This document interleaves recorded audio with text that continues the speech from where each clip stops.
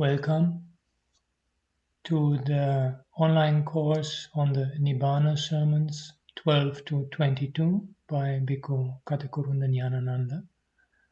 This is an online course hosted in collaboration by the Nibbāna Center for Buddhist Studies at the University of Hamburg and the Barrett Center for Buddhist Studies in Massachusetts. And today we are going to look at sermon number 13. But before getting into the actual sermon, there are a few comments from the discussion on the online forum.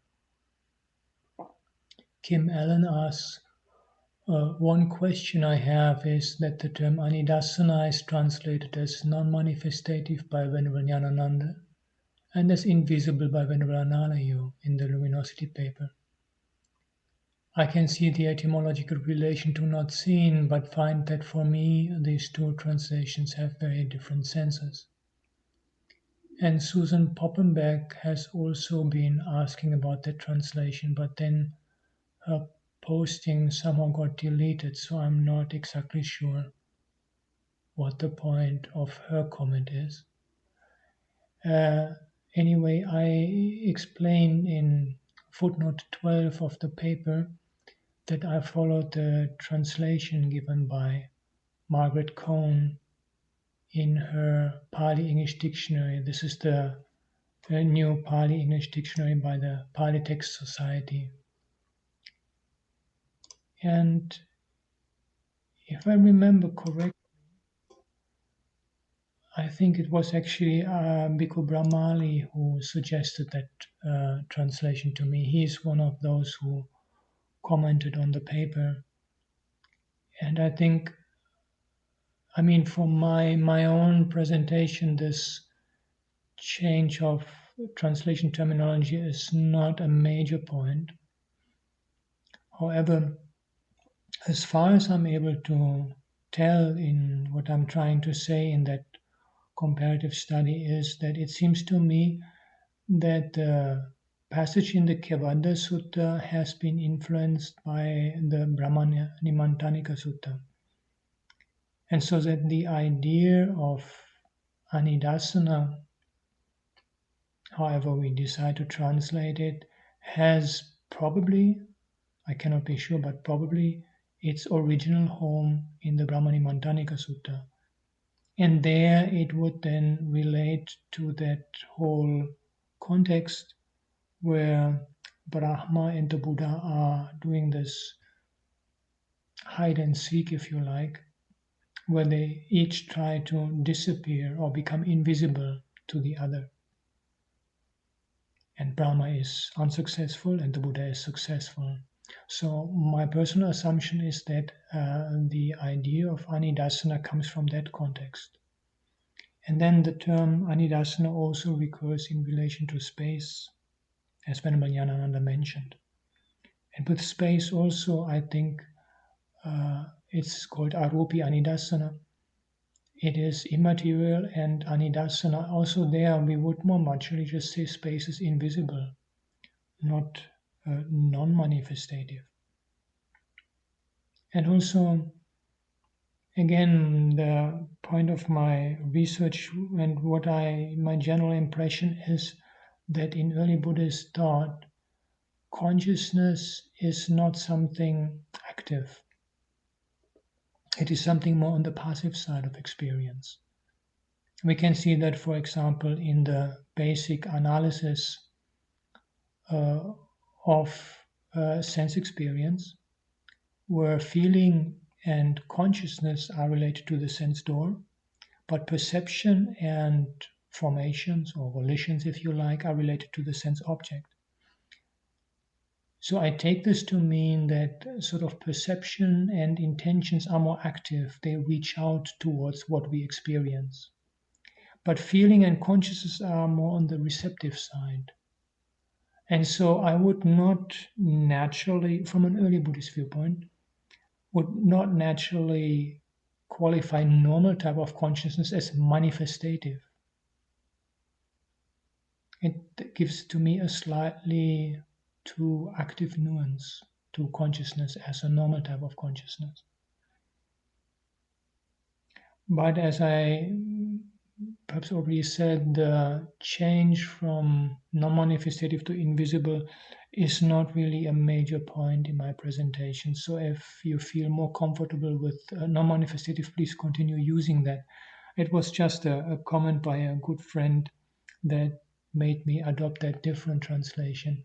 I think the main point I have come to after researching, and here we simply need to keep in mind that Venerable Ñāṇananda, when he gave his talks, he only had the Pali discourse at his disposition.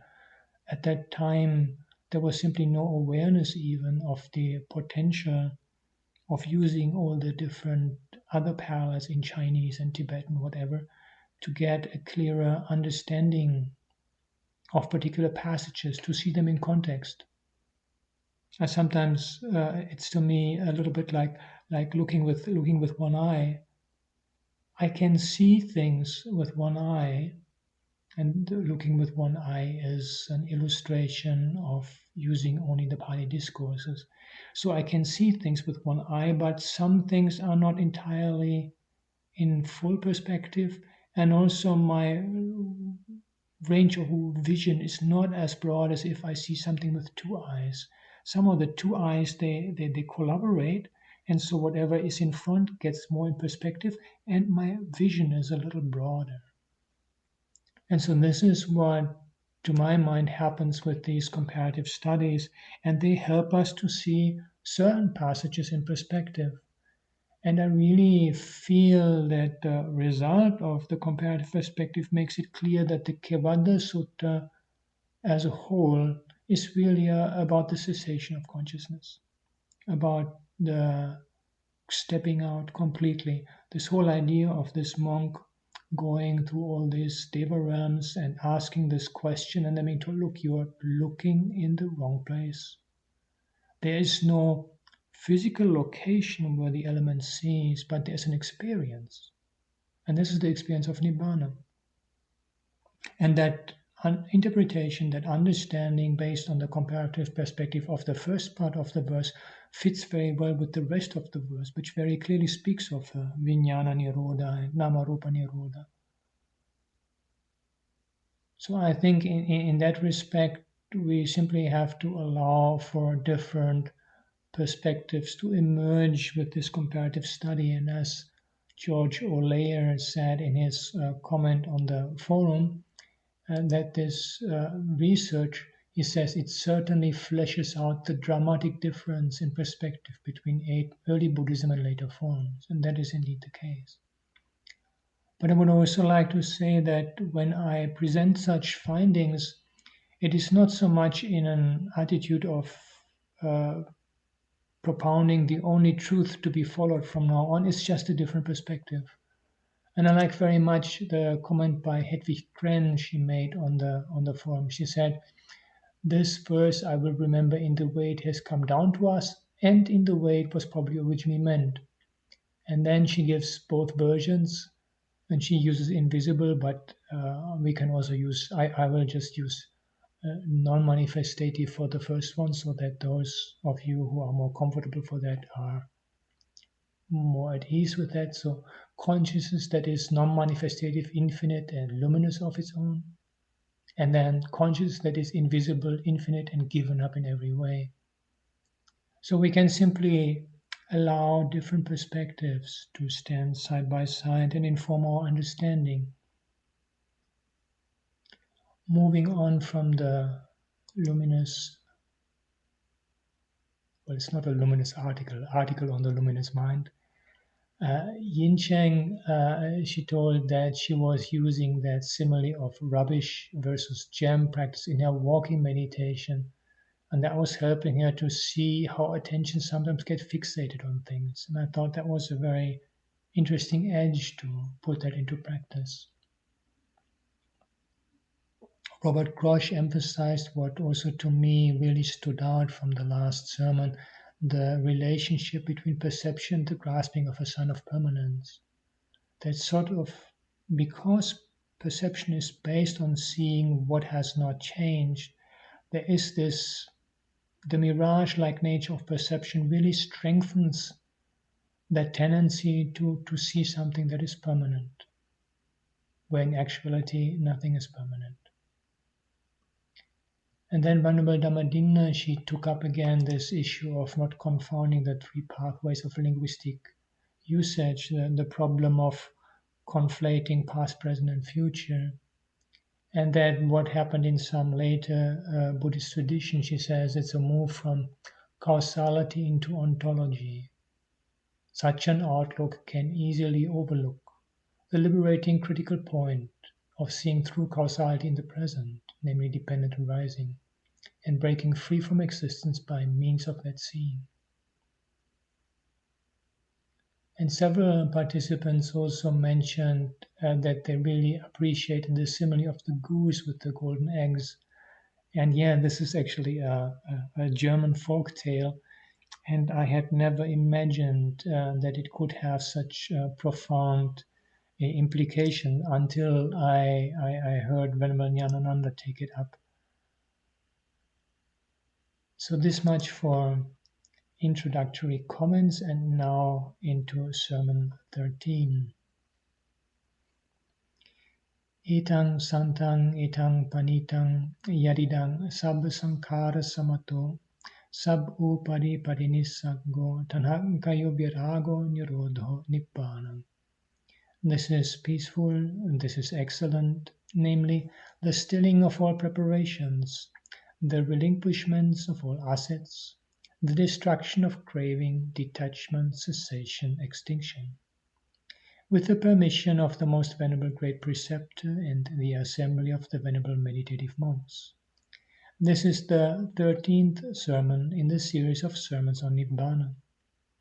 In our last sermon, we attempted an exposition under the topic Sabba Dhamma Mula Pariyaya, the basic pattern of behavior of all mind objects, which constitutes the theme of the very first sutta in the Majjhima Nikāya, namely the Mula Pariyaya Sutta.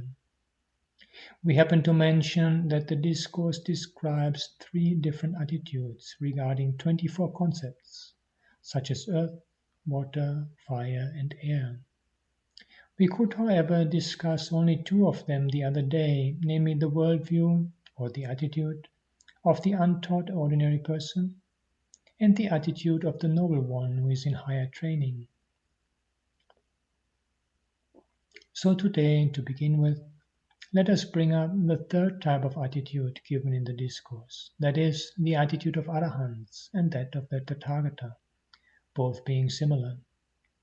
It is described in these words: Pataving patavitu abhijanati, pataving patavitu abhinyaya, pataving na manyati, pataviya na manyati, patavito na manyati, pataving meti na manyati, pataving na vinandati, tanki sahetu, parinyatang tassati vadami.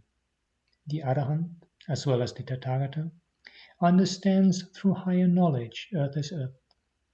Having understood through higher knowledge earth as earth, he does not imagine earth to be earth. He does not imagine on the earth. He does not imagine from the earth. He does not imagine on the earth. He does not imagine. He does not delight in earth. Why is that? I say it is because it has been well comprehended by him. Commenter translation by Ñāṇamoli. He directly knows earth as earth. Having directly known earth as earth, he does not conceive himself as earth. He does not conceive himself in earth. He does not conceive himself apart from earth. He does not conceive earth to be mine. He does not delight in earth. Why is that? Because he has fully understood it, I say. End of comment. Let us now try to compare and contrast these 3 attitudes so that we can understand them in greater detail.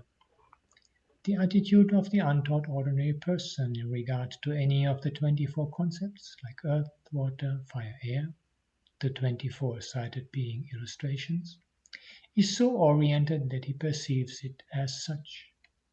For instance, in the case of earth, he perceives a real earth, that is, takes it as earth per se. It may sometimes be only a block of ice, but because it is hard to the touch, he grasps it as earth. Thus the ordinary person, the worldling, relies only on perception in his pursuit of knowledge. Having perceived earth as earth, he imagines it to be earth. The peculiarity of Manjana or me-thinking is that it is an imagining in terms of I and mine. So he first imagines it as earth. Then he imagines on the earth, from the earth. Earth is mine and delights in the earth. Here we find various flexional forms known to grammar. As a matter of fact, grammar itself is a product of the worldlings for purposes of transaction in ideas bound up with defilements. Its purpose is to enable beings who are overcome by the personality view to communicate with their like-minded fellow beings. Grammar, therefore, is something that caters to their needs. As such, it embodies certain misconceptions, some of which have been highlighted in this context. For instance, Pataving Manyati could be interpreted as an attempt to imagine an earth as a full-fledged noun or substantive. It is conceived as something substantial. By Pataviya Manyati, he imagines on the earth, the locative case is implied. While Pataving Meti Manyati, he imagines earth is mine, is an instance of the genitive case, expressing the idea of possession. Due to such imaginings, a reality is attributed to the concept of earth, and its existence is taken for granted. In other words, these various forms of imaginings go to confirm the notion already aroused by the concept of earth. Once it is confirmed, one can delight in it, Pataving Abhinandati. This then is the worldview of the untaught ordinary person. The other day we mentioned that the monk who is in higher training understands through higher knowledge, not through perception, earth as earth. Though it is a higher level of understanding, he is not totally free from imaginings. That is why certain peculiar expressions are used in connection with him, such as Pataving Ma Manyi, Pataviya Ma Manyi, Patavito Ma Manyi, Pataving Meti Ma Manyi, Pataving Ma Binandi. Here we have to call in question the commentarial explanation. According to the commentary, this peculiar expression had to be used as a dilly-dally phrase, because the monk in higher training could not be said to imagine or not imagine. But it is clear enough that the particle ma in this context is used in its prohibitive sense. Ma manye means do not imagine, and ma binandi means do not delight. What is significant about the Seka, the monk in higher training, is that he is in a stage of voluntary training. In fact, the word Seka literally means a learner. That is to say, he has obtained a certain degree of high understanding, but has not attained as yet full comprehension. It is precisely for that reason that the section about him is summed up by the statement Tankisahetu Parinyayam Tassati Vadami. Why is that? Because I say that it should be comprehended by him. Since he has yet to comprehend it, he is following that course of higher training. The particle ma is therefore a pointer to that effect. For example, ma manyi, do not imagine, ma binandi, do not delight. In other words, the monk in higher training cannot help using the grammatical structure in usage among the worldlings. And as his latencies are not extinct as yet, he has to practice a certain amount of restraint. By constant employment of mindfulness and wisdom, he makes an attempt to be immune to the influence of the worldling's grammatical structure. There is a possibility that he would be carried away by the implications of such concepts as earth, water, fire, and air in his communications with the world regarding them. So he strives to proceed towards full comprehension with the help of the higher understanding already won, keeping mindfulness and wisdom before him. That is the voluntary training implied here. The monk in higher training is called Attagutto. in the sense that he tries to guard himself. Such phrases like Māmaññī indicate that voluntary training in guarding himself. Here we had to add something more to the commentarial explanation. So this is the situation with the monk in higher training. Now, as to the Arahant and the Tathagata, the world views of both are essentially the same. That is to say, they both have a higher knowledge as well as a full comprehension with regard to the concept of earth, for instance.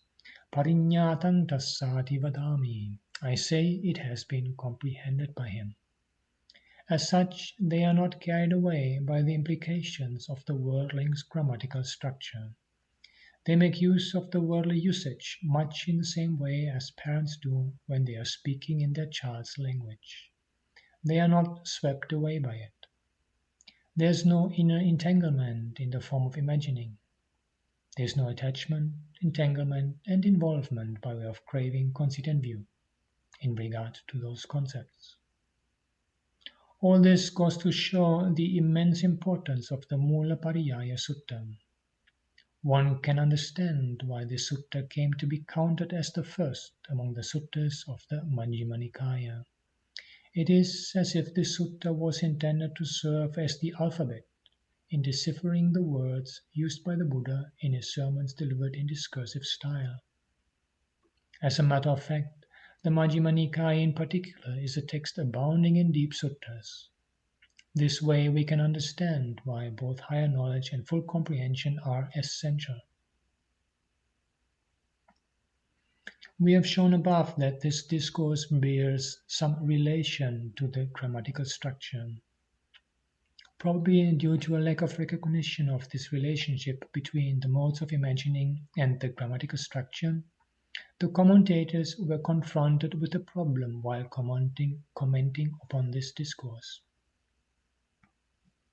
Such phrases as pataving manyati and pataviya manyati occur all over this discourse in referring to various ways of imagining. The commentator, however, always makes it a point to interpret these ways of imagining with reference to craving, conceit, and views. So when he comes to the phrase mā-abhinandi, he finds it to be superfluous. That is why Venerable Buddha Ghosa treats it as a repetition and poses a possible question as follows. Pataving manyati iti etin eva tasming atte siddhe kasma evam uttanti che avicharitang etin puranehi ayam paname attanamati desana vilasato va adinava dassato va. Now this is how the commentator poses his own problem.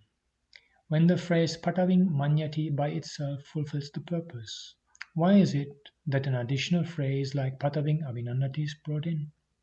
That is to say, if the imagining already implies craving, conceit, and views, what is the justification for the concluding phrase pataving abhinandati, he delights in earth, since craving already implies a form of delighting? So he takes it as a repetition and seeks for a justification. He confesses that the ancients have not handed down an explanation and offers his own personal opinion on it. Ayang paname attanamati. But then this is my own opinion. And what does his own explanation amount to? Desana vilasato va adinava dasanato va. Either as a particular style in preaching, or by way of showing the perils of the ways of imagining. He treats it as yet another way of preaching peculiar to the Buddha, or else as an attempt to emphasize the perils of imagining. However, going by the explanation we have already given above, relating these modes of imagining to the structure of grammar, we can come to a conclusion as to why the phrase mā-abhinandi was brought in. The reason is that each of those concepts crystallized into a real thing as a result of imagining, based on the framework of grammar. It received a real object status in the world of imagination. Once its object status got confirmed, one can certainly delight in it. It became a thing in truth and fact. The purpose of these ways of imagining is to mold it into a thing. Let us go deeper into this problem. There is, for instance, a certain recurrent passage in the discourses on the subject of sense restraint. The gist of that passage amounts to this. A person with defilements takes in signs and features through all the six sense doors, inclusive of the mind. Due to that grasping at signs and features, various kinds of influxes are said to flow in, according to the passages outlining the practice of sense restraint. From this we can well infer that the role of manjana, or imagining, is to grasp at signs with regard to the objects of the mind. That is to say, the mind apperceives its object as something, dhammasanya. The word dhamma in the opening sentence of this sutta, sabbat dhamma mula pariyayang vo bhikkhave desasami, means a thing. Thence everything is an object of the mind in the last analysis. Paraving manyati, he imagines earth as earth, is suggestive of a grasping at the sign in regard to objects of the mind. Thinking in such terms as pataviya manyati, patavito manyati, in pataving meti manyati, he imagines on the earth, he imagines from the earth, he imagines earth is mine, are like the corroborative features that go to confirm that sign already grasped. The two terms nimitta, sign, and anuvyanchana, feature, in the context of sense restraint have to be understood in this way. Now, the purpose of a nimitta, or sign, is to give a hazy idea like, this may be so. It receives confirmation with the help of corroborative features, anuvyanchana, all the features that are accessory to the sign. The corroboration comes, for instance, in this manner. This goes well with this. This accords with this. Therefore the sign I took is right. So even on the basis of instructions on sense restraint, we can understand the special significance of this manjana, or me-thinking. Comment. Yeah, this description by Venerable Ñāṇananda fits very well with current research in cognitive psychology on the way we perceive things. This is a bit complex, and so I'm just trying to simplify it a little bit. But the basic idea is that when we perceive something, we haven't really, let's just take vision, we haven't really fully seen it, and already our mind forms an idea. And that idea is, in a way, actually what we see. And as we keep looking, the information that comes in through the eyes keeps confirming if we saw it right. And so they do sometimes these experiments where they make people expect to see something, and for a little while they will actually see what they expect until they finally realize that what they're actually seeing is quite different. Even simple examples like children are giving their favorite sweet or cake or whatever it is, but this time it's something different, but it looks the same. Even adults, not only children. So they eat it, and the first moment of tasting, it tastes exactly as it should according to the expectation. And as they keep munching, they suddenly realize, wow, it's something completely different. And so these findings by cognitive psychology on the way our perception operates fit very, very well with the way Venerable Ñāṇananda has here described the operation of nimitta and anuvyanchana, with a kind of corroboration. And it all boils down really to this very strong sense we get in the early Buddhist teachings, how of the degree to which our experience, our sensory experience, let alone the mind by itself, our sensory experience is constructed by the mind. End of comment. The reason for the occurrence of these different ways of me thinking can also be understood. In this discourse, the Buddha is presenting a certain philosophy of the grammatical structure. The structure of grammar is a contrivance for conducting the worldling's thought process, characterized by the perception of permanence, as well as for communication of ideas arising out of that process. The grammatical structure invests words with life, as it were.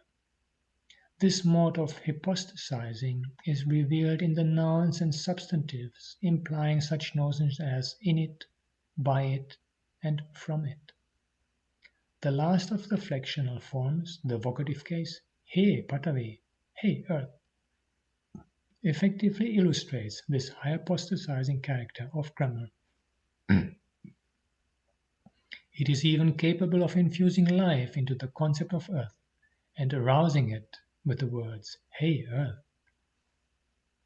In an earlier sermon, we had occasion to refer to a legend in which a tiger was reconstituted and resurrected out of its skeletal remains. The structure of grammar seems to be capable of a similar feat. The Mula Pariyaya Sutta gives us an illustration of this fact. It is because of the obsessional character of this manjana or me-thinking that the Buddha has presented this Mula Pariyaya Sutta to the world as the basic pattern or paradigm representing three types of worldviews, or the worldviews of three types of persons. This discourse deals with the untaught ordinary person who is obsessed by this grammatical structure, the disciple in higher training who is trying to free himself from its grip, and the emancipated one completely free from it, at the same time giving their respective worldviews as well. The other day we enumerated the list of 24 concepts presented in that discourse. Out of these concepts, we have to pay special attention to the fact that Nibbāna is counted as the last, since it happens to be the theme of all our sermons. Regarding this concept of Nibbāna too, the worldling is generally tempted to entertain some kind of manjana or me-thinking. Even some philosophers are prone to that habit. They indulge in some sort of prolific conceptualization and me-thinking on the basis of such conventional usages as in Nibbāna, from Nibbāna, on reaching Nibbāna, and my Nibbāna. By hypostasizing Nibbāna, they develop a substance view even of this concept, just as in the case of Patavi or earth. Let us now try to determine whether this is justifiable. The primary sense of the word Nibbāna is extinction or extinguishment. Comment? Yeah, as I've already mentioned, on earlier occasions, my personal feeling is more of a going out as the primary sense. A fire goes out, but the word going out also gives me more that feeling of going out from a house into the open, going out of samsara. It has a little bit more of a positive connotation, but that is just my personal preference. End of comment. We have already discussed this point with reference to such contexts as Aggivaccaggotta Sutta. In that discourse, the Buddha explains the term Nibbāna to the wandering ascetic Vaccagotta with the help of a simile of the extinction of a fire. Simply because a fire is said to go out, one should not try to trace it, wondering where it has gone. The term Nibbāna is essentially a verbal noun. We also came across the phrase Nibbūtatveva Sankhang Gacchati. It is reckoned as extinguished. As we have already pointed out in a previous sermon, Sankha, Samanya, and Paññatti, reckoning, appellation, and designation, are more or less synonyms. Sankhang Gacchati only means comes to be reckoned. Nibbāna is therefore some sort of reckoning, an appellation or designation. The word Nibbāna, according to the Aggivaccaggotta Sutta, is a designation or a concept. But the commentator takes much pains to prove that the Nibbāna mentioned at the end of the list in the Mula Pariyaya Sutta refers not to our orthodox Nibbāna, but to a concept of Nibbāna upheld by heretics. The commentator, it seems, is at pains to salvage our Nibbāna, but his attempt is at odds with the trend of this discourse, because the Seka, or the monk in higher training, has no need to train himself in refraining from delighting in any heretical Nibbāna. So here too, the reference is to our orthodox Nibbāna. Comment.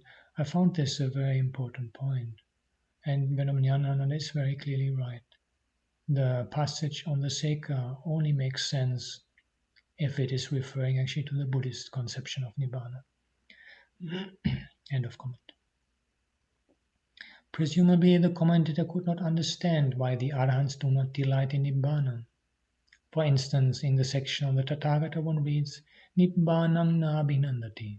Tankisa hetu, nandi dukkasa mulanti iti viditva bhavajati bhutasya ramaranam. He does not delight in Nibbāna. Why so? Because he knows that delighting is the root of suffering, and from becoming comes birth, and to the one become there is decay and death.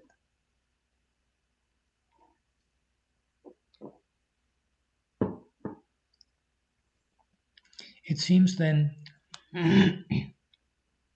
that the Tathagata does not delight in Nibbāna, because delighting is the root of suffering. Now, Nandi is a form of grasping, upadana, impelled by craving. It is sometimes expressly called an upadana. Ya vedanasu nandi tad upadana. Whatever delighting there is in feeling, that is a grasping. When there is delighting, there is a grasping. When there is grasping, there is bhava, becoming or existence. From becoming comes birth, and to the one who has thus come to be, there is decay and death.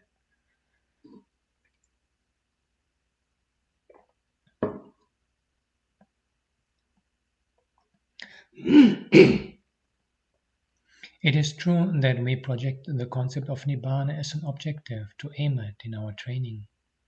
But if we grasp it like the concept of earth and start indulging in methinkings or imaginings about it, we could never be able to realize it. Why? Because what we have here is an extraordinary path leading to an emancipation from all concepts.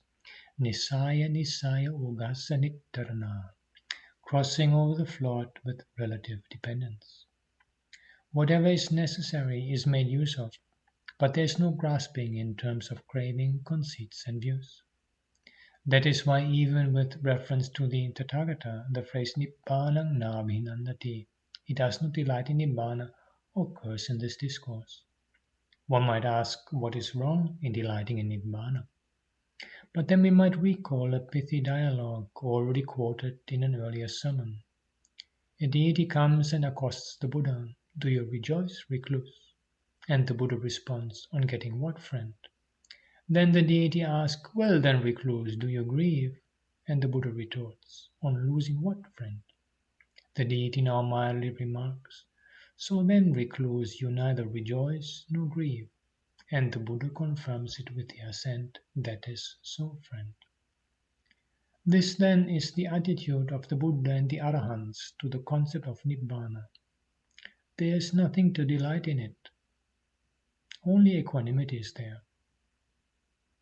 Seen in this perspective, the word Nibbāna mentioned in the Mula Pariyaya Sutta need not be taken as referring to a concept of Nibbāna current among heretics. The reference here is to our own orthodox Nibbāna concept.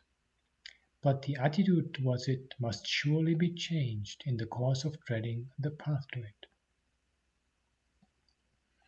If, on the contrary, one grasps it tenaciously and takes it to be substantial, presuming that the word is a full-fledged noun, and goes on to argue it out on the basis of logic and proliferate on it conceptually, it will no longer be our Nibbāna. There one slips into wrong view. One would never be able to extricate oneself from wrong view that way. Here then is an issue of crucial importance. Many philosophers start their exposition with an implicit acceptance of conditionality. But when they come to the subject of Nibbāna, they have recourse to some kind of instrumentality. On reaching Nibbāna, lust and delight are abundant. Commentators resort to such explanations under the influence of Manjana. They seem to imply that Nibbāna is instrumental in quenching the fires of defilement. To say that the fires of defilements are quenched by Nibbāna or on arriving at it is to get involved in a circular argument. It is itself an outcome of papancha, conceptual prolificity, and betrays an enslavement to the syntax. Comment. Yeah, I have been thinking of what ideas of a circular argument here, because that was not at first clear to me. And I believe what the Venerable is trying to say is that once we create the idea of Nibbāna as a sort of substantial entity or location, then by using such notions as on reaching Nibbāna, there's a circularity because we are reinforcing that idea of a location. And I just wanted to clarify also that as far as I can understand, and I'm pretty certain about it, the Venerable is not saying that lust and light are not abundant by those who have the full realization of Nibbāna.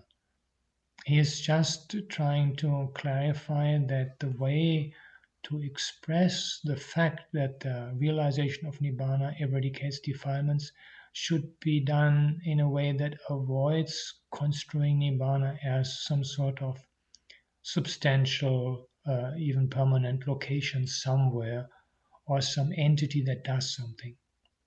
End of comment.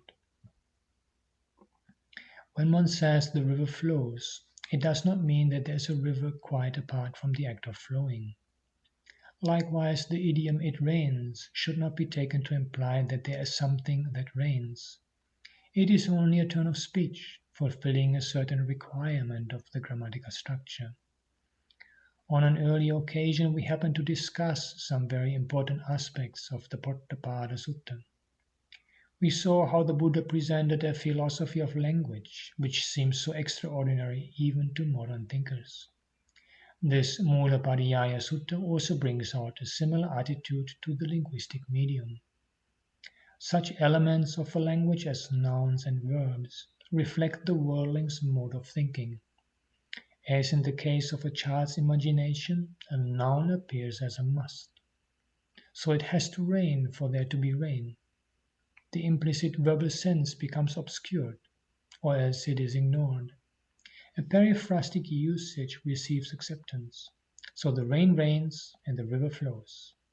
A natural phenomena becomes mystified and hypostasized. Anthropomorphism is a characteristic of the prehistoric man's philosophy of life. Wherever there was an activity, he imagined some form of life. This animistic trend of thought is evident even in the relation between the noun and the verb. The noun has adjectives as attributes and the verb has adverbs to go with it. Particles fall in between, and there we have what is called grammar. If one imagines that the grammar of language must necessarily conform to the grammar of nature, one falls into a grievous error. Now, the commentators also seem to have fallen into such an error in their elaborate exegesis on Nibbāna, due to a lack of understanding of this philosophy of language. That is why the Mulapadiyaya Sutta now finds itself relegated, though it is at the head of the suttas of the Majjhima Nikāya. It is in the nature of concepts that nouns are invested with a certain amount of permanence. Even a verbal noun, once it is formed, gets a degree of permanence, more or less superimposed on it. When one says the river flows, one somehow tends to forget the flowing nature of the so-called river. This is the result of the perception of permanence. As a matter of fact, perception as such carries with it the notion of permanence, as we mentioned in an earlier sermon. To perceive is to grasp a sign. One can grasp a sign only when one imagines some degree of permanence. Comment. Yeah, I just wanted to point out again that Arahants still have perceptions and take up signs. So I think this statement is just meant that we tend to imagine permanence, but Arahants can still take up signs and perceive without any notion of permanence. End of comment. The purpose of perception is not only to recognize for oneself, but also to make it known to others. The Buddha has pointed out that there is a very close relationship between recognition and communication. This fact is expressly stated by the Buddha in the following quotation from the sixes of the Anguttara Nikaya. Ohara vipakkangahang bhikkhave sanyang vadami yatha yathanang sanjanati tatha tatha buharati evang sanyi aho sinti. Monks say that perception has linguistic usage as its result. In whatever way one perceives, so one speaks about it, saying, I was of such a perception. Comment translation by Bhikkhu Bodhi. I say that perceptions result in expression. In whatever way one perceives something, in just that way one expresses oneself, saying, I was percipient of such and such. And here's my translation of the Madhyama Agama parallel. What is knowing the result of perception? It is verbalization. Following on perception, there is verbalization. This is called knowing the result of perception. End of comment.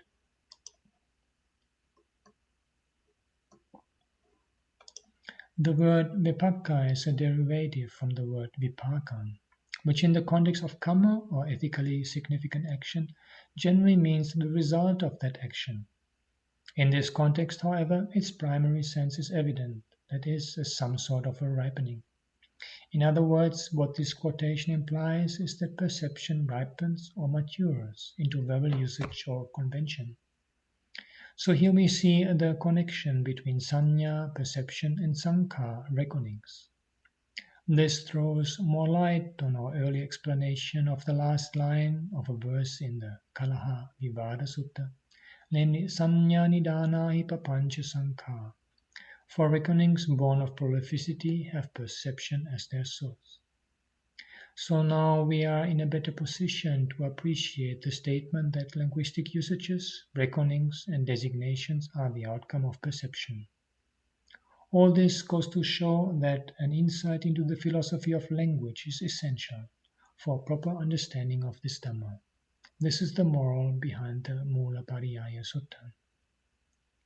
Comment, yeah, I can only wholeheartedly agree to this statement.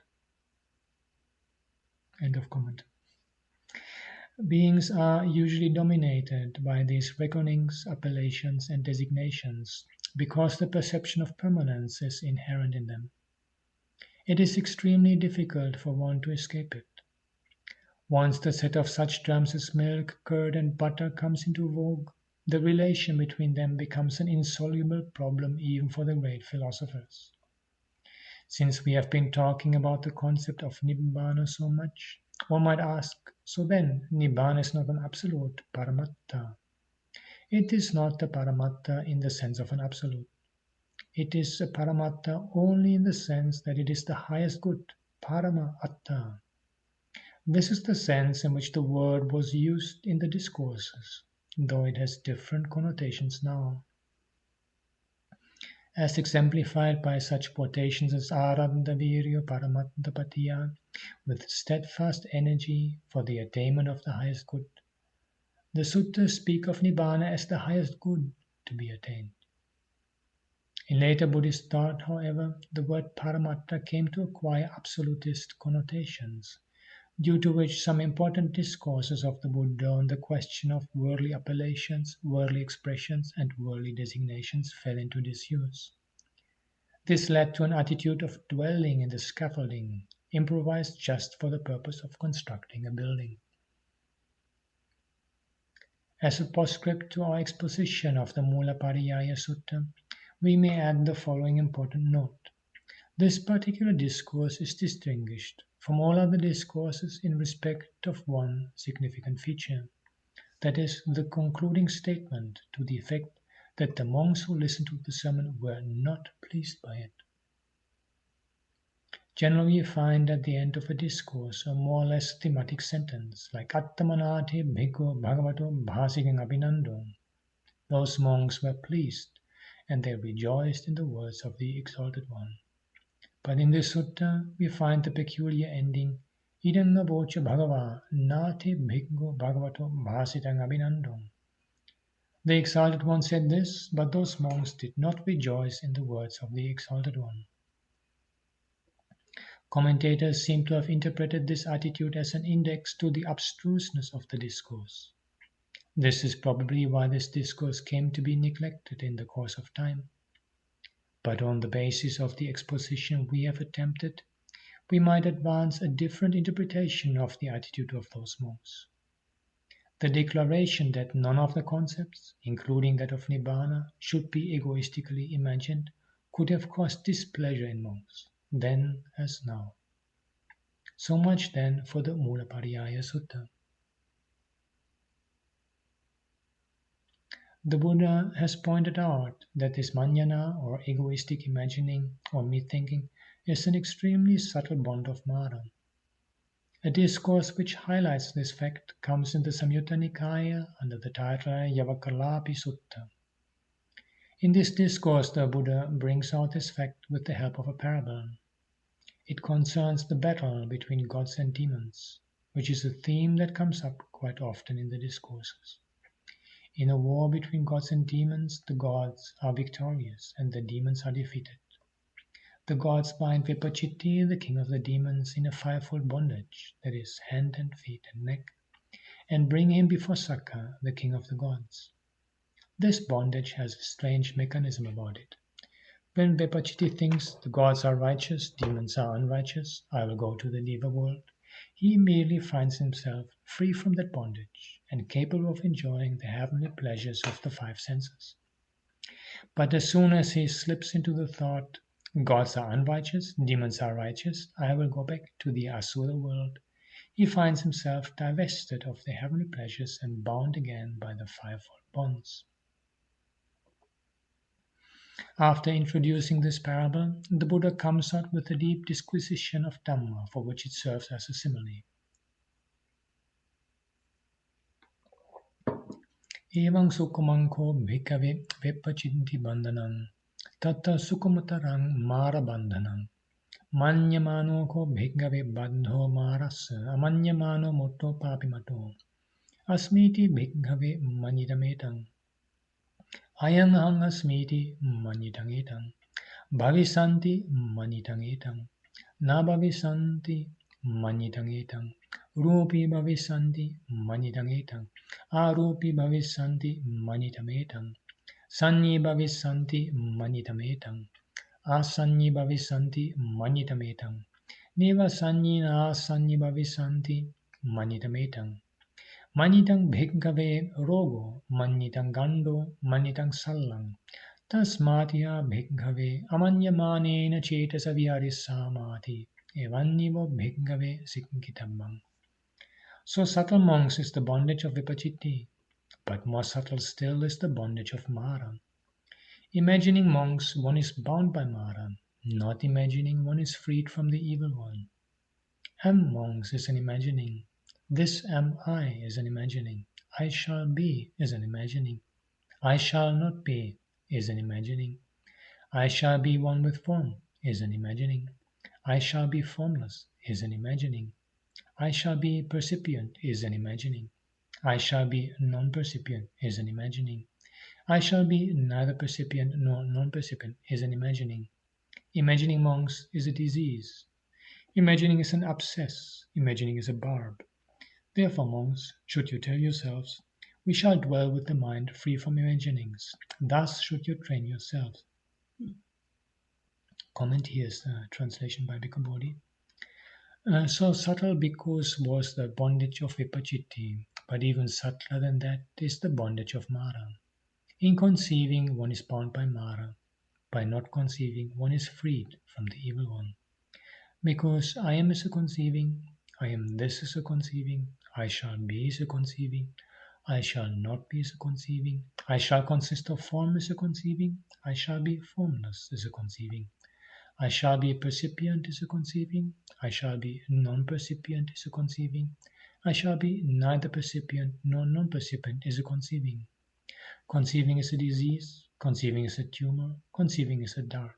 Therefore, because you should train yourself thus, we will dwell with the mind devoid of conceiving.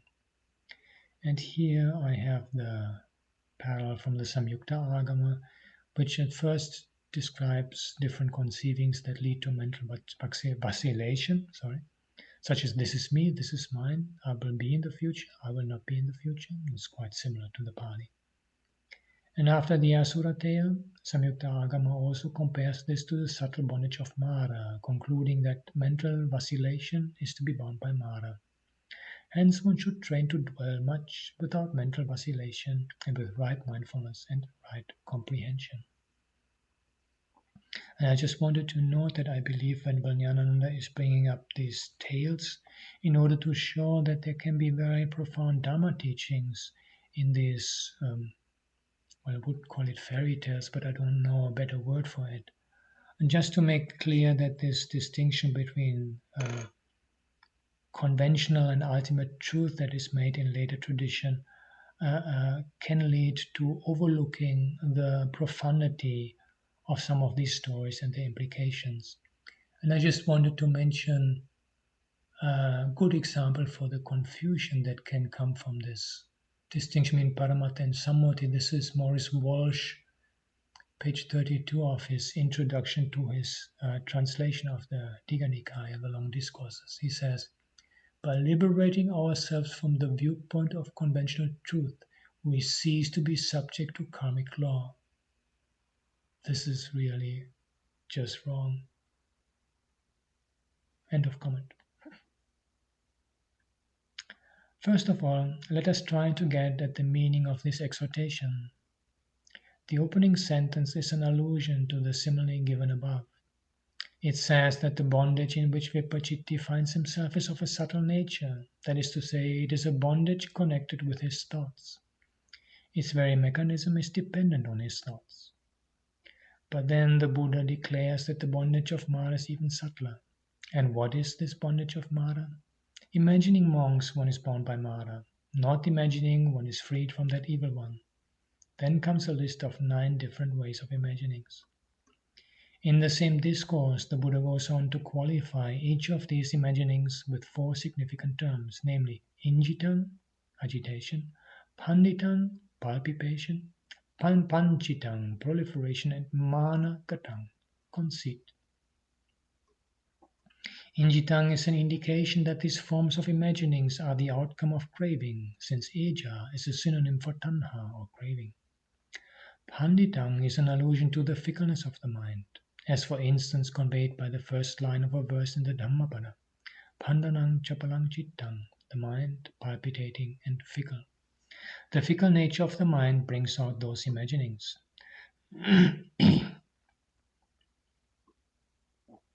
They are also the products of proliferation, papanchitang. We have already discussed the meaning of the term papancha. We happen to point out that it is a sort of straying away from the proper path. Manakatang is suggestive of a measuring. Asmi or am is the most elementary standard of measurement. It is the peg from which all measurements take their direction. As we pointed out in an earlier sermon, the grammatical structure of language is based on this peg am. In connection with the 3 persons, first person, second person, and third person, we happen to mention that as soon as one grants I am, a here is born. It is only after a here is born that the there and the yonder come to be. The first person gives rise to the second and the third person to complete the basic framework for grammar. So asmi or am is itself a product of proliferation. In fact, the deviation from the proper path, implied by the proliferation in papancha, is a result of these multifarious imaginings. It is in the nature of these imaginings that as soon as an imagining or a me-thinking occurs, a thing is born as a matter of course. And with the birth of a thing as something, impermanence takes over. That is to say, it comes under the sway of impermanence. This is a very strange phenomenon. It is only after becoming a something that it can become another thing. Anyata bhava or otherwiseness implies a change from one state to another. A change of state already presupposes some state or another, and that is why it is called a thing. Now, where does a thing arise? It arises in the mind. As soon as something gets hold of the mind, that thing gets infected with the germ of impermanence. The modes of imagining listed above reveal a double bind. There is no freedom either way. Whether one imagines I shall be with form or I shall be formless, one is in a dichotomy.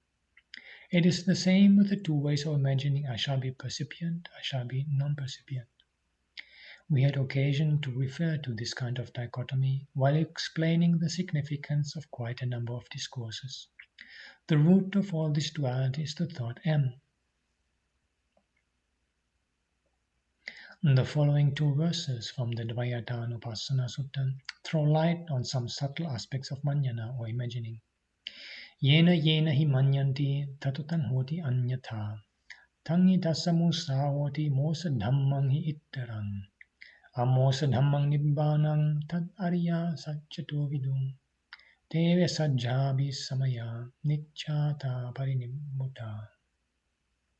In whatever way they imagine, thereby it turns otherwise. That itself is the falsity of this puerile deceptive thing. Nibbāna is unfalsifying in its nature, that they understood as the truth. And indeed, by the higher understanding of that truth, they have become hungerless and fully appeased. Comment, translation by Bhikkhu Bodhi.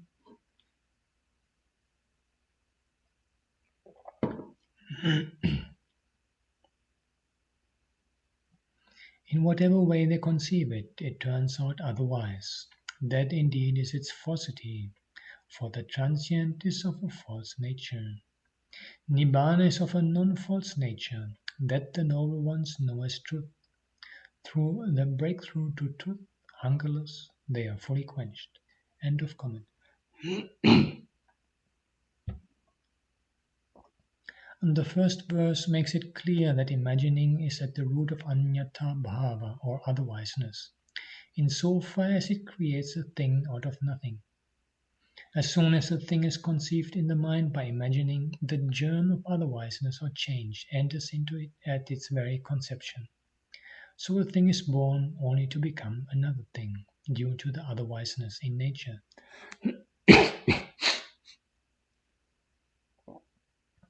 To grasp a thing tenaciously is to exist with it, and birth, decay, and death are the inexorable vicissitudes that go with it. The second verse says that Nibbāna is known as the truth, because it is of an unfalsifying nature. Those who have understood it are free from the hunger of craving. The word parinibbuta in this context does not mean that those who have realized the truth have passed away. It only conveys the idea of full appeasement or a quenching of that hunger. Why is Nibbāna regarded as unfalsifying? Because there is no thing in it. It is so long as there is a thing that all the distress and misery follows. Nibbāna is called animitta, or the signless, precisely because there is no thing in it. Because it is signless, it is unestablished, appanita. Only when there is an establishment can there be a dislodgement. Since it is not liable to dislodgement or disintegration, it is unshakable. It is called akuppa ceto vimutti, unshakable deliverance of the mind, because of its unshaken and stable nature. Due to the absence of craving, there is no directional aspiration or panidhi. Similarly, sunyata or voidness is a term implying that there is no essence in Nibbāna in the substantial sense in which the worldlings use that term. As mentioned in the Mahasarotama Sutta, deliverance itself is the essence. Apart from that, there is nothing essential or substantial in Nibbāna. In short, there is no thing to become otherwise in Nibbāna. On an earlier occasion, too, we had to mention the fact that there is quite a lot of confusion in this concern. Sankata, the compounded, is supposed to be a thing, and ansankata, or the uncompounded, is also a thing. The compounded is an impermanent thing, while the uncompounded is a permanent thing. The compounded is fraught with suffering, and the uncompounded is blissful. The compounded is not self, but the uncompounded is. At this point, the line of argument breaks off. Some of those who attempt this kind of explanation find themselves in a quandary due to their lack of understanding of the issues involved. The two verses quoted above are therefore highly significant. Because of manjana, worldlings tend to grasp, hold on, and adhere to mind objects. The Buddha has presented these concepts just for the purpose of crossing over the flood. Desita nisaya nisaya ogasa nittarana, the process of crossing over the flood with relative dependence has been preached. All the Dhammas that have been preached are for a practical purpose, based on an understanding of their relative value, and not for grasping tenaciously. As illustrated by such discourses like the Ratavinita Sutta and the Alagadnupama Sutta. Let alone other concepts, not even Nibbāna as a concept is to be grasped. To grasp the concept of Nibbāna is to slip into an error. So from the couplet quoted above, we clearly understand how subtle this manjana is, and why it is called an extremely subtle bondage of Mara. It might be recalled that while discussing the significance of the Brahmanimantanika Sutta, we mentioned that the non-manifestative consciousness described in that discourse does not partake of the earthiness of earth. That is to say, it is not under the sway of the earth quality of earth. In fact, as many as 13 out of the 24 concepts mentioned in the Mula Pariyaya Sutta come up again in the Brahmanimantanika Sutta. The implication, therefore, is that the non-manifestative consciousness is not subject to the influence of any of those concepts. It does not take any of those concepts as substantial or essential, and that is why it is beyond their power. For the same reason, it is called the non-manifestative consciousness. Consciousness, as a rule, takes hold of some object or other. This consciousness, however, is called non-manifestative in the sense that it is devoid of the nature of grasping any such object. It finds no object worthy of grasping. What we have discussed so far could perhaps be better appreciated in the light of another important sutta in the Majjhima Nikāya, namely the Chula Tanha Sankaya Sutta. As a key to the moral behind this discourse is to be found in the following dictum occurring in it. Sabbe dhamma nālaṁ abhinivesāya. Nothing is worth entering into dogmatically. Common translation by Ñāṇamoli, nothing is worth adhering to. I also wanted to mention that several practitioners, including myself, tend to use this statement as a reminder for meditative purposes. It's a very powerful one to keep reminding oneself, Sabbe dhamma nālaṁ abhinivesāya. Nothing whatsoever is really, nālaṁ is not sufficient, it's not worth taking a strong position on, entering into dogmatically adhering to whatever translation we prefer. End of comment. The word abhinivesa, suggestive of dogmatic adherence, literally means entering into. Now, based on this idea, we can bring in a relevant metaphor. We happened to mention earlier that, as far as concepts are concerned, the Arahants have no dogmatic adherence. Let us take, for instance, the concept of a house. Arahants also enter a house, but they do not enter into the concept of a house. This statement might appear rather odd, but what we mean is that one can enter a house without entering into the concept of a house. Now, leaving this as something of a riddle, let us try to analyze a certain fairy tale-like episode in the Chula Tanha Sankaya Sutta, somewhat as an interlude. The main theme of the Chula Tanha Sankaya Sutta is as follows. Once Sakka, the king of the gods, came to see the Buddha when he was staying at Pubbārāma and asked the question, how does a monk attain deliverance by the complete destruction of craving? The quintessence of the Buddha's brief reply to that question is the above-mentioned dictum, Sabbe dhamma nālaṁ abhinivesāya. Nothing is worth entering into dogmatically. Sakka rejoiced in this sermon approvingly and left. Venerable Mahamoggallana, who was seated near the Buddha at that time, had the inquisitive thought, did Sakka rejoice in this sermon, having understood it? Or did he rejoice without understanding it?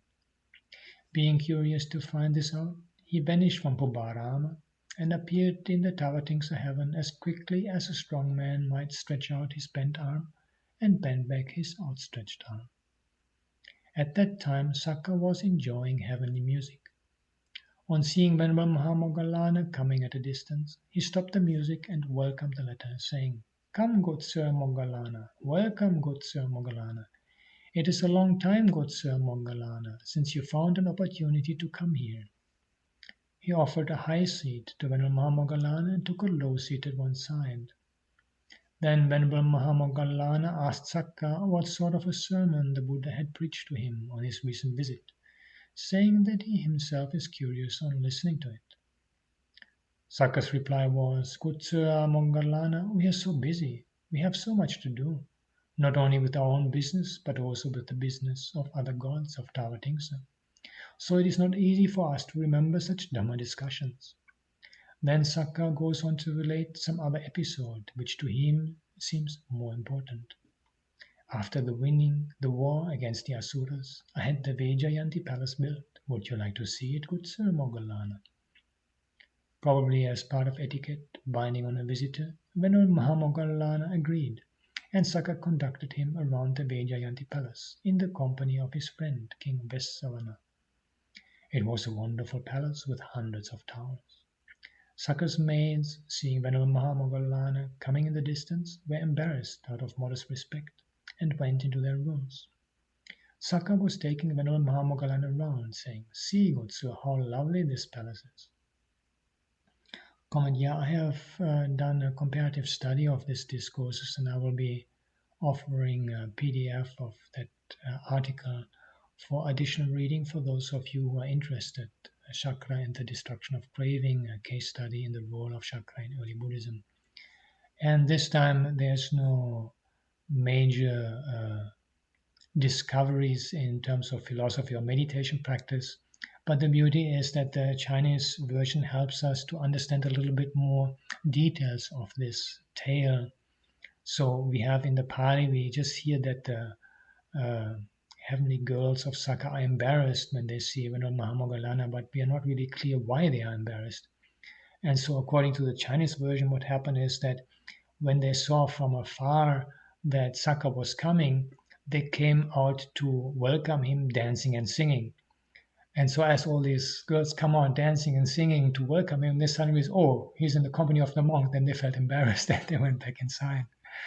And the Chinese parallel also clarifies the reference to music when Mahamoggallana was arriving. And it's the Pali phrase is a little strange, this heavenly music. And so what's happening, apparently, according to the Chinese parallel, is that actually Sakka was in his pool, surrounded by beautiful women. They were bathing with him and they were singing and making music for him.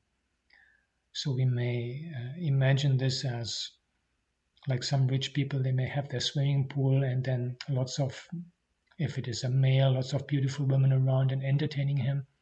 And so this is really the kind of image that is the very contrast to what the Buddha had just been teaching about all things not being worth adhering to. And so with the help of the Chinese parallel,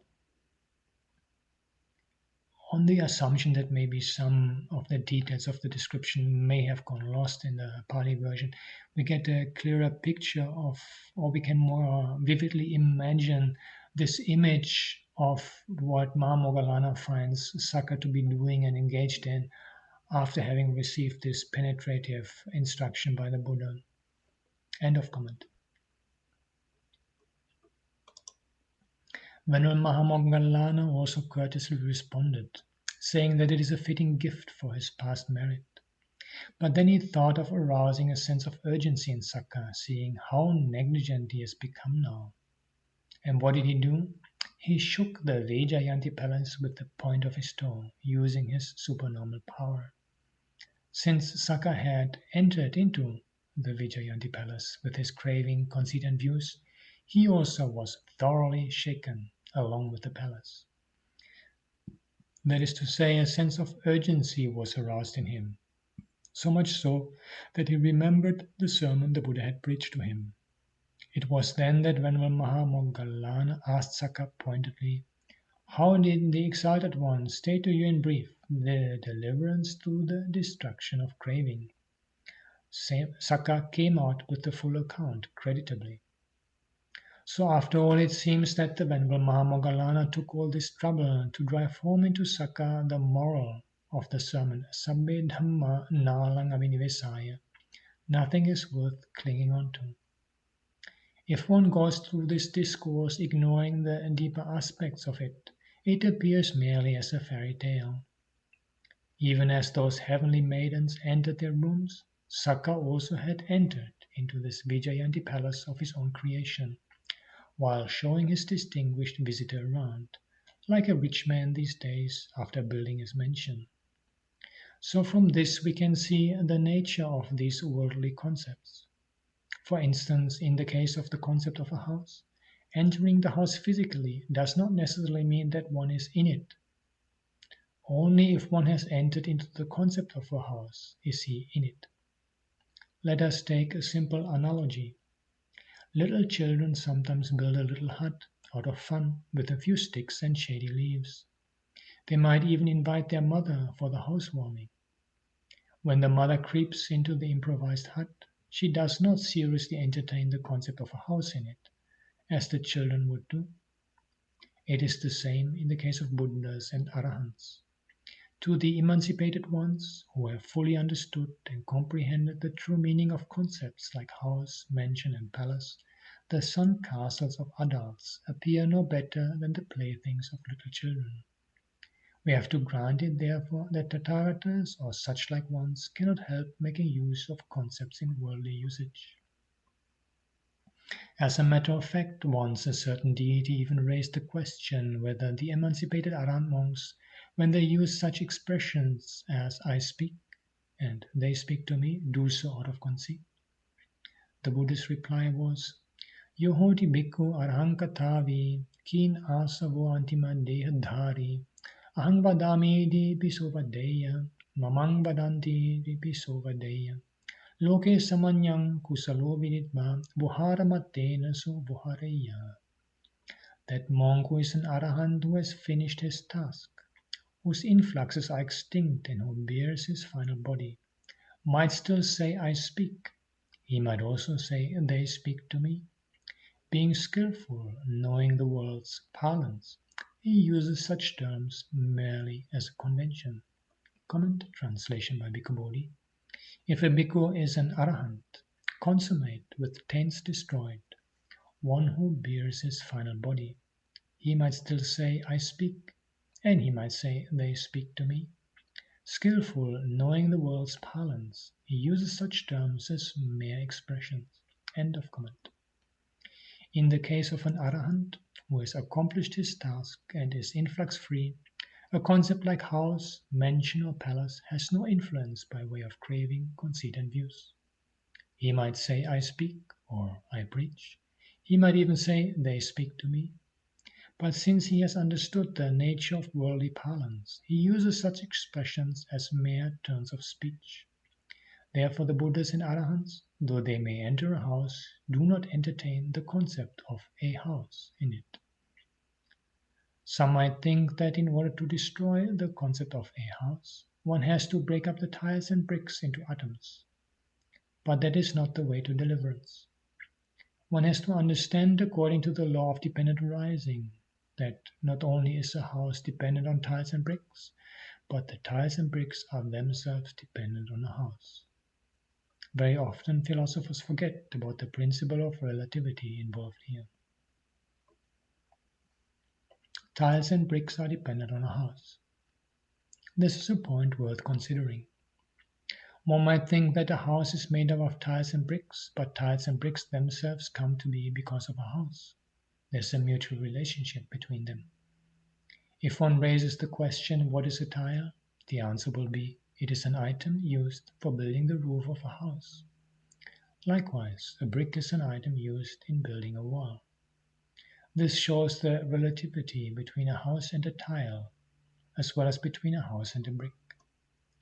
So there is no need to get down to an atomistic analysis like nuclear physicists. Wisdom is something that enables one to see this relativity penetratively, then and there. Today we happen to discuss some deep sections of the Dhamma, particularly on the subject of Manana, a reappraisal of some of the deep suttas preached by the Buddha, now relegated into the background as those dealing with conventional truth, will be greatly helpful in dispelling the obsessions created by Manana.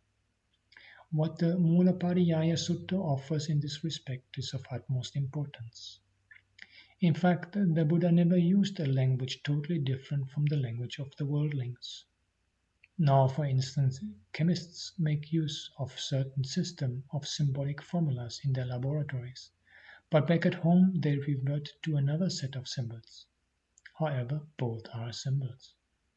There is no need to discriminate between them as higher or lower, so long as they serve the purpose at hand. Therefore, it is not proper to relegate some sermons as discursive or conventional in style. Always it is a case of using concepts in worldly parlance. In the laboratory one uses a particular set of symbols, but on returning home he uses another.